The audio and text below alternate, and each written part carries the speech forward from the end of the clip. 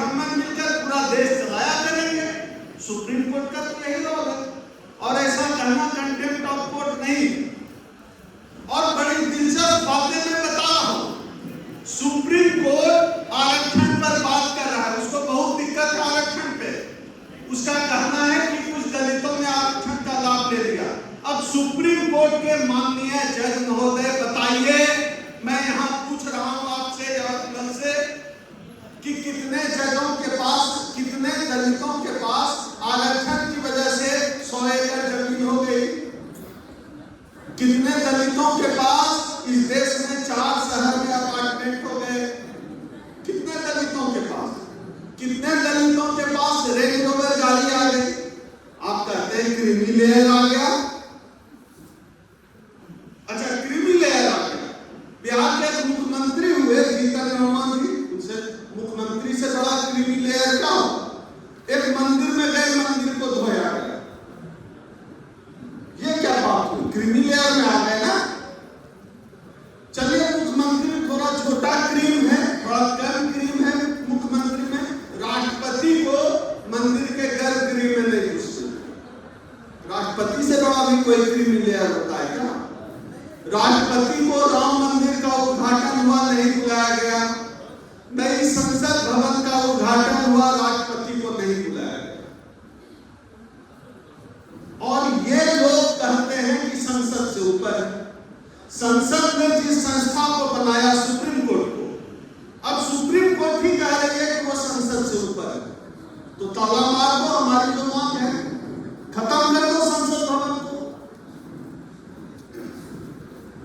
अभी जो जज हैं सुप्रीम कोर्ट के, चीफ जस्टिस ऑफ इंडिया का क्या नाम है, तो बताइए?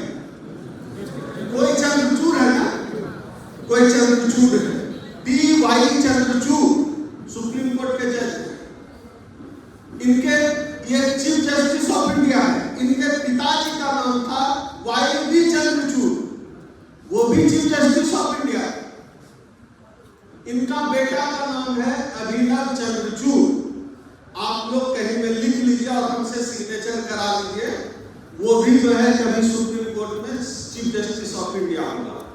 दिलचस्प ये है कि D.Y. चंद्रचूड़, Y.B. चंद्रचूड़ या भविष्य का, जो अभी बॉम्बे हाई कोर्ट में जज है, भविष्य का चीफ जस्टिस ऑफ इंडिया अभिनव चंद्रचूड़, तीनों में से किसी ने कोई जो है जज बनने की परीक्षा नहीं दी। कोई जज बनने की परीक्षा पास नहीं किए। सीमा जी है, वकील है, बताइए कोई परीक्षा पास करके चीफ जस्टिस ऑफ इंडिया बने? इस देश में जो अधिकांश जज हैं, उनकी योग्यता केवल ये है कि उनके किसी के फूफा जज थे। फूफा समझते हैं लोग? अच्छा, किसी के फूफा जज थे, किसी के मामा जज थे, किसी के बाप जज थे, किसी का ससुर जज था, किसी का फुफेरा भाई जज था, किसी का ममेरा भाई जज था, किसी का ममेरा भाई का दामाद जज बनेगा, उसका फुफेरा भाई का चचेरा साला जज बनेगा। इस व्यवस्था को शास्त्रों में कॉलेजियम सिस्टम कहा गया है, जहां जज बनने की योग्यता केवल और केवल बाप दादा का जज होना है या ब्राह्मण होना है। इस आरक्षण पे ये जो माननीय जज महोदय लोग बैठे हुए हैं, इनका ध्यान नहीं जाता है। ये जो कॉलेजियम सिस्टम और ब्राह्मणों का आरक्षण सुप्रीम कोर्ट में है, पहले उस आरक्षण का रिव्यू करो। इस देश में जितने भी केंद्रीय विश्वविद्यालय हैं, एक का भी वाइस चांसलर शेड्यूल कास्ट और दलित नहीं है, उसका रिव्यू करो। इस देश में जितनी भी कंपनियां हैं, उसका CEO सिर्फ और सिर्फ सवर्ण ब्राह्मण है, उसका रिव्यू करो। एक भी संपादक और एंकर दलित आदिवासी नहीं है, पिछड़ा एक दो शायद दिख जाए, नहीं, उसका रिव्यू कौन करेगा? इस देश को चलाने वाले पियोनों में 87 सेक्रेटरी होते हैं, एक भी आदिवासी नहीं है, उसका रिव्यू कौन करेगा?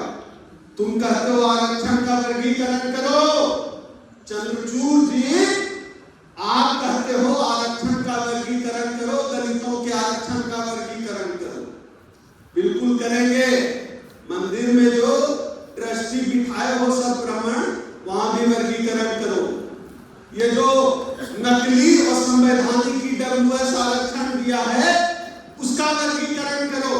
अमीर ब्राह्मण गरीब ब्राह्मण का हक खा रहा है, राजपूतों का हक खा रहा है अमीर ब्राह्मण, उसका वर्गीकरण पहले करो। ईडब्ल्यूएस का वर्गीकरण क्यों नहीं करते हो? बहुत दिक्कत है। 7 IIM है इस देश में, इंडियन इंस्टीट्यूट ऑफ मैनेजमेंट 7, उसमें इस देश की आबादी है, पिछड़ों की कितनी आबादी होगी?